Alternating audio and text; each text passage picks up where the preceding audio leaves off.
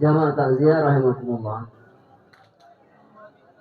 Dalam Al-Quran Allah menjelaskan bahwa manusia di hari kemudian nanti akan terbagi dua kelompok. Dalam surah Abasa dan dalam surah Al-Ghasyiyah. Dalam surah Al-Ghasyiyah Allah menyatakan bahwa wujuhu yawma idzin khashi'ah 'amilatun nasibah tasla naran hamiyah. Wajah-wajah yang datang di hari kemudian nanti tertunduk hina. 'Amilatun nasibah, orang-orang yang pekerja keras. Mereka datang dengan penuh kepenatan. Tasla naran hamiyah, kelak dia akan masuk ke dalam neraka yang panas. Wa wujuhu yawma idzin na'imah, dan ada pula satu kelompok wajahnya berseri-seri. Lisa'iha radiyah, karena dia ridha terhadap usahanya selama hidupnya di dunia. Fi jannatin 'aliyah, dia akan masuk ke dalam surga yang tinggi. Ada kelompok yang datang wujuhu yawma idzin khashi'ah. Mereka datang dengan wajah tertunduk hina. Padahal ketika dia hidup di dunia amilatun nasibah, dia orang yang ulet, pekerja keras, semangatnya tidak pernah kendur, tapi tujuan hidupnya adalah dunia. Mulai pagi dia berangkat, nanti malam baru pulang, kadang tembus pagi untuk lembur, tapi hidupnya dia habiskan untuk mencari dunia, dan dunia. Amilatun nasibah, pekerja keras yang hidupnya dihabiskan dengan kepenatan. Tasla naran hamiyah, padahal di akhirat nanti dia akan masuk ke dalam neraka. Kenapa? Karena prioritas hidupnya hanya semata-mata dunia. Sementara kelompok yang kedua, wujuhu yawma idzin na'imah, wajah-wajah yang berseri-seri. Lisa'iha radiyah, karena dia ridha terhadap usahanya. Apa usahanya? Salatnya, mengajinya, salawatnya, zikirnya, sedekahnya, salat berjamaahnya. Dia ridha, maka dia akan ditempatkan fi jannatin 'aliyah. Itu dalam surah Al-Ghasyiyah. Begitu juga Allah menyebutkan dalam surah Abasa, wujuhu yawma idzin musfirah, wajah-wajah yang datang di hadapan Allah dengan berseri-seri. Dhahikatun mustabsyirah, wajah yang tersenyum manis, penuh dengan rasa bahagia dan kegembiraan. Mungkin hidupnya waktu di dunia dia hidup apa adanya. Mungkin waktu hidupnya di dunia dia tidak dipandang orang, tapi dia jaga ibadahnya. Maka dia datang di hadapan Allah dengan wajah yang penuh senyuman. Kenapa? Dia berbahagia dengan balasan yang dia dapatkan. Wujuhu yawma idzin musfirah, dhahikatun mustabsyirah alaih. Wa wujuhu yawma idzin, ada juga wajah-wajah 'alaiha ghabarah, wajah-wajah yang datang di hadapan Allah penuh debu. Padahal waktunya di dunia gagahnya bukan main. Tapi dia datang di hadapan Allah, wajahnya hitam, tidak ada cahaya di sana. Kenapa? Tidak pernah tersentuh air wudu. Kenapa tidak pernah sujud di hadapan Allah Subhanahu wa taala. Jamaah sekalian yang sama berbahagia. Maka dalam mukaddimah Al-Quran itu Allah membagi kelompok manusia menjadi 4. Ada kelompok manusia yang percaya, ada yang belum percaya, ada yang tidak mau percaya, dan ada kelompok yang keempat, pura-pura percaya. Percaya apa? Percaya adanya Allah. Percaya apa? Percaya adanya kematian, ada nikmat kubur, ada azab kubur. Dia percaya adanya hari pembalasan, adanya hari kebangkitan. Kelompok kedua adalah orang yang belum percaya. Orang yang belum percaya ini tugas kita untuk memberi pengetahuan, memberi pemahaman bagaimana supaya dia percaya. Kan kasihan Pak, dia saudara kita, dia teman kita, dia tetangga kita. Kalau hidupnya di dunia sementara ini hanya singkat saja, kemudian dia akan diazab di dalam neraka dengan azab yang abadi, kan kasihan. Maka tugas kita mengajak orang yang belum percaya. Kelompok yang kedua, yang ketiga, yang tidak mau percaya. Kalau dia tidak mau percaya, tidak usah capek-capek. Dia kan sudah tidak mau percaya. Dalam Al-Quran dikatakan, Summum bukmun umyum fahum la ya'qilun. Summum bukmun umyum fahum la yubsirun. Adalah hatinya mati, telinganya tertutup, matanya buta. Tidak bisa masuk hidayah ke sana. La yubsirun, dia tidak bisa melihat kebenaran. Maka jangan buang energimu, tenagamu untuk mengajak orang yang memang dia tidak mau percaya. Kelompok yang keempat, orang yang pura-pura percaya. Ini banyak sekali nih. Iya. Kalau ditanya Islam, oh ya Islam banget. Tapi seolah-olah dia tidak percaya bahwa ada azab kubur. Kenapa? Hidupnya penuh dengan maksiat. Dia ajak menyumbang, dia ajak buat pahala, dia tidak tergiur. Dia ajak ke masjid, sibuk dia ada kesempatan ya. Itu. Seolah-olah dia hanya pura-pura percaya. Orang pura-pura percaya ini perlu diwaspadai, jangan sampai kita yang terpengaruh dengannya. Ya. Jamaah sekalian yang sama berbahagia. Oleh karena itu, ada sebuah kisah diriwayatkan oleh Hasan Al-Basri rahimahullah. Suatu ketika Hasan Basri rahimahullah, beliau berjalan, beliau melewati sebuah tempat. Dia melihat seorang ulama di sana, namanya Bahram Al-Ajami. Bahram Al-Ajami ini sedang menggali kubur. Dia menggali kuburan yang sudah tua. Dia gali, dia dapati tengkorak. Kalau dia dapat kepala si mayat itu, dia angkat naik, dia tusuk telinganya. Kalau tembus dari telinga kiri ke kanan atau kanan ke kiri, dia ambil itu tengkorak, dia buang. Kemudian dia gali lagi. Kalau dia dapat tengkorak, dia tusuk dengan tongkat, tidak tembus, dia buang juga.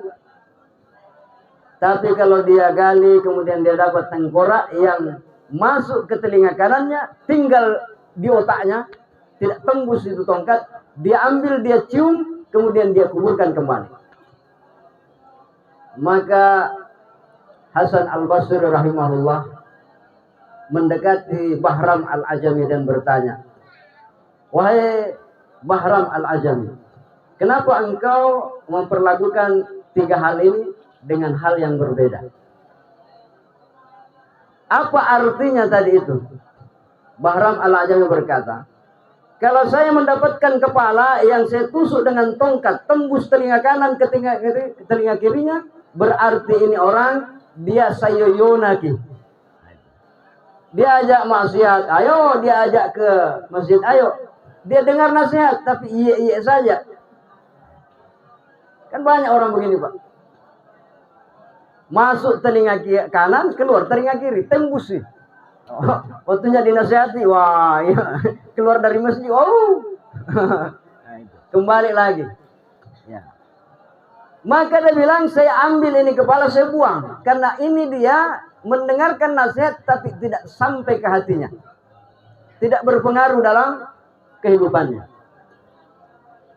Diambil kemudian dia buang.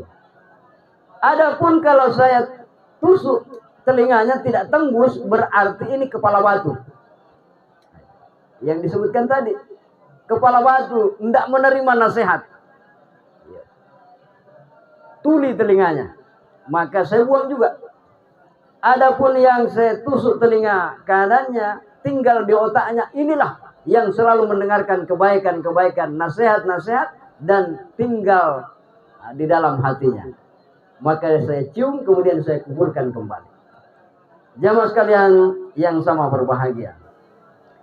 Dalam surah Al-Fajr, Allah Subhanahu wa taala menyatakan yang selalu dibacakan dalam talqin, ya ayyatuhan nafsul mutmainnah, irji'i ila rabbiki radiyatan mardiyah. Wahai jiwa-jiwa yang tenang, kembalilah engkau kepada Tuhanmu dalam keadaan ridha dan engkau diridhoi. Dalam tafsir As-Sawi,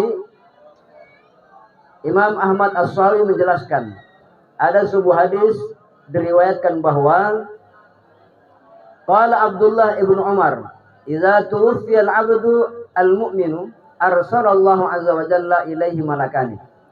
Kalau ada orang yang akan meninggal dunia, sebelum dia meninggal dunia, Allah mengirim ke sana 2 orang malaikat.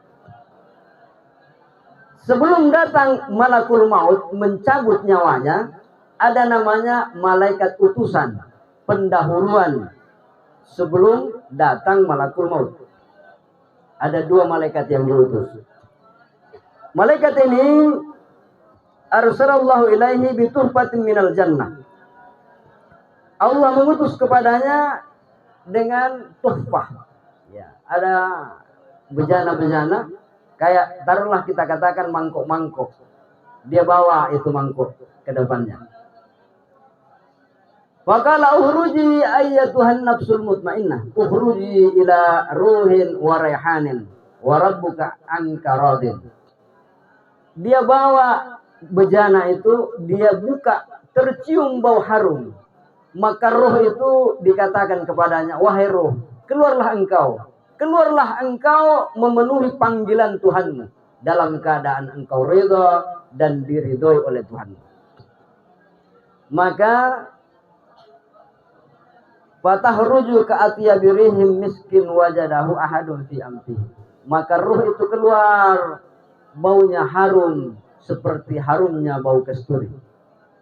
Biasa kita dengar orang bercerita waktunya meninggal ulama ini, wali ini, baunya harum. Itu memang seperti itu yang disebutkan dalam hadis. Ruhnya berbau harum, seperti baunya minyak kasturi.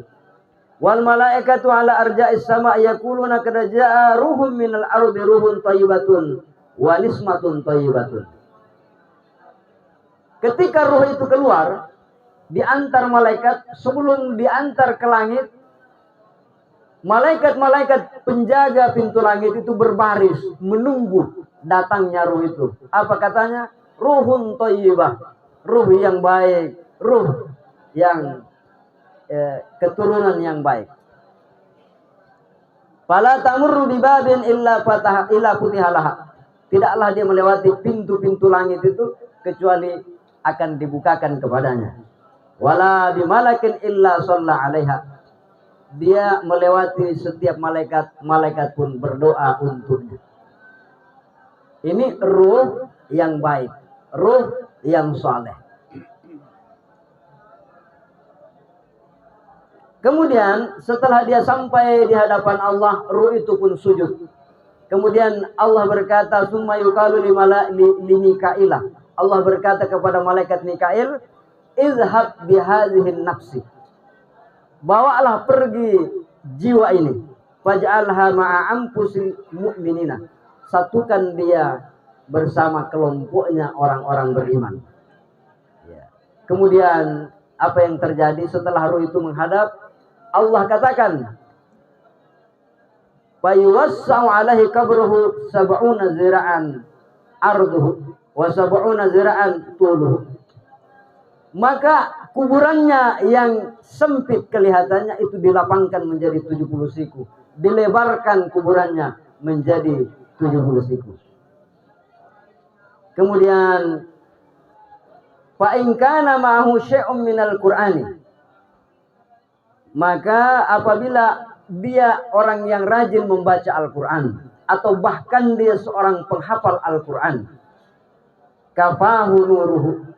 Kuburannya yang gelap itu menjadi terang bercahaya. Jadi jangan kita bayangkan, oh masa itu di dalam kubur, bagaimana kesian? Tergantung. kalau dia banyak mengaji selama hidupnya, apalagi dia penghafal Al-Quran, maka kuburannya akan diterangi dengan cahaya Al-Quran.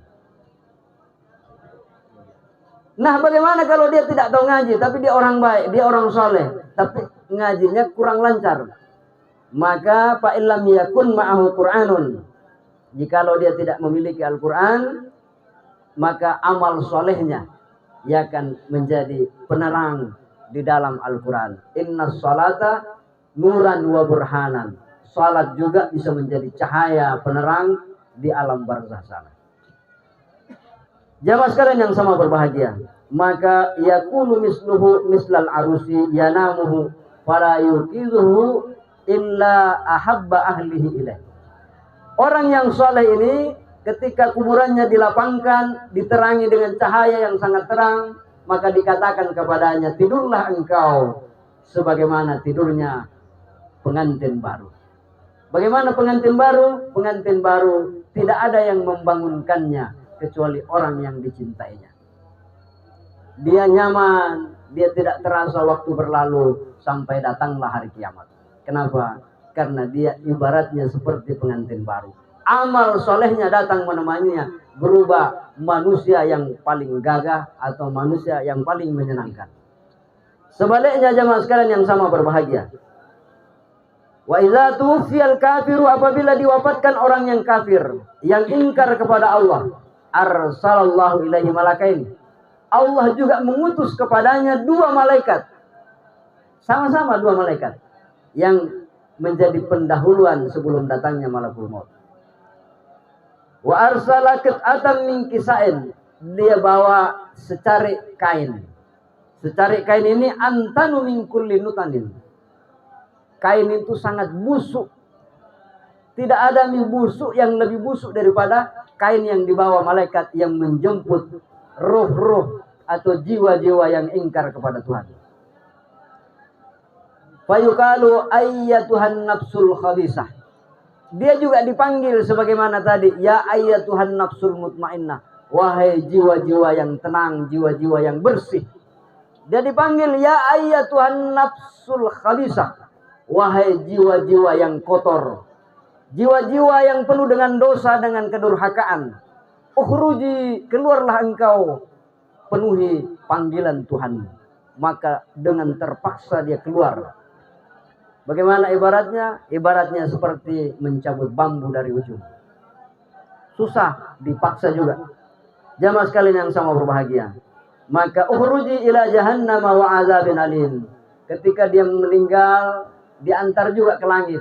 Tidak ada satupun pintu langit yang dibuka untuknya. Ruhun khabisatun wa nasimatun khabisatun. Ruh yang jelek, jiwa yang jelek, keturunan yang jelek. Ij'aluha fi sijjin. Masukkan ruh ini ke dalam neraka sijjin. Maka kuburannya tidak dilapangkan. Kuburannya disempitkan sehingga tahtalifa adla'uhu, tulang rusuknya berhimpitan, dihimpit oleh tanah. Bumi ini berkata, sudah lama nih hebatku, waktu muda dianya engkau jalan ke sana kemari petatang peteteng, tidak mendengar ceramah, tidak mendengar nasihat, seolah-olah engkau tidak akan mati. Hari ini engkau berada di dalam perut bumi, maka engkau akan dihimpit tanah. Na'udzubillah, summa na'udzubillah. Jamaah sekalian yang sama berbahagia, bahwa kematian itu sesuatu yang tidak bisa dihindari. Syekh Ibnu Athaillah berkata, apa kata beliau? Al-ajabu kullul ajabi. Mengherankan dan sangat mengherankan. Mimman yahrabu mimman la ilfikaka. Engkau berlari menjauh menghindar dari sesuatu yang tidak bisa engkau hindari. Apa yang tidak bisa dihindari? Kematian. Tapi kita merasa kita tidak akan mati. Saya kan masih muda, saya kan sehat, saya tidak punya penyakit. Berapa banyak orang sedang live. Dia sedang live, tiba-tiba meninggal. Dia sedang joget-joget, meninggal. Dia sedang di lapangan, main bola, main voli, meninggal. Jamaah sekalian yang sama berbahagia, kita lari menjauh dari sesuatu yang tidak bisa kita hindari. Ini mengherankan. Wa yatlubu ma la waqa'a ma'hu. Dan kita selalu mencari, mengumpulkan yang tidak kekal bersama kita. Apa yang tidak kekal bersama kita? Ya rumah kita, kendaraan kita, uang kita. Itu tidak kekal bersama kita. Kalau bukan kita yang tinggalkan, ya dia yang tinggalkan kita. Fa innaha la ta'mal absaru walakin ta'mal qulubu allati fis sudur. Orang yang menghindar dari sesuatu yang tidak bisa dihindari, orang yang mengumpulkan apa yang tidak kekal bersamanya, ini adalah orang-orang ta'mal qulub, orang yang buta hatinya meskipun matanya melihat. Setiap hari ada tetangga kita, kemarin baru berapa hari yang lalu di lorong sini, ini masih di lorong sini juga. Kalau tidak sadar-sadar, bahaya ini. Kematian itu adalah pesan buat kita. Jadi berarti buta hati tak. Mata tak melihat ada orang mati, tapi hati tak tidak terketuk. Ya, seolah-olah kita belum gilirannya belum saya masih jauh giliranku. Belum tentu, Pak. Jamaah sekalian yang sama berbahagia, kata Syekh Ibnu Athaillah yang terakhir, innama aurada alaikal waridah litakuna alaihi waridun. Allah memberikan kita kejadian-kejadian, peristiwa-peristiwa dalam hidup kita agar engkau datang kepadanya. Kadang kita sakit. Kalau kita sakit, Pak, kita mengeluh. Ya Allah, malasas ya. Puangnya. Allah kirimkan itu. Anda rugi dalam berdagang. Anda gagal dalam usaha. Anda ditipu orang. Anda dijatuhkan orang. Anda dijelek-jelekkan orang. Semua itu dikirim oleh Allah. Musibah-musibah, ujian-ujian. Supaya engkau datang mengadu kepadanya. Jangan justru kita jadi jauh. Pak Desa? Ya, jangan kalah dikelek masih. Jangan begitu. Tidak kubantu itu dusun utama kak, jangan. Allah datangkan ujian itu supaya kita kembali kepadanya. Oh, ternyata saya ini tidak punya kekuatan, tidak punya kemampuan. Saya bisa begini karena Allah yang kasihkan.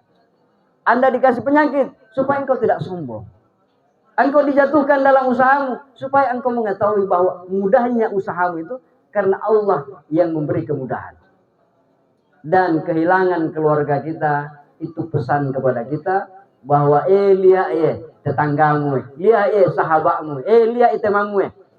Aurada alaikal warida, Allah mendatangkan peristiwa kejadian dalam hidupmu supaya engkau datang kepadanya. Tapi banyak orang yang bertubi-tubi ujian itu justru dia tambah jauh dari Allah Subhanahu wa taala. Jamaah sekalian yang sama berbahagia, cukup apa yang sempat saya sampaikan. Mohon maaf apabila ada hal-hal yang kurang berkenan. Kalau ada benarnya itu datang dari Allah, kalau ada khilaf dan salahnya itu dari kelemahan saya pribadi. Minallahil musta'an wal istiqlan. Assalamualaikum warahmatullahi wabarakatuh.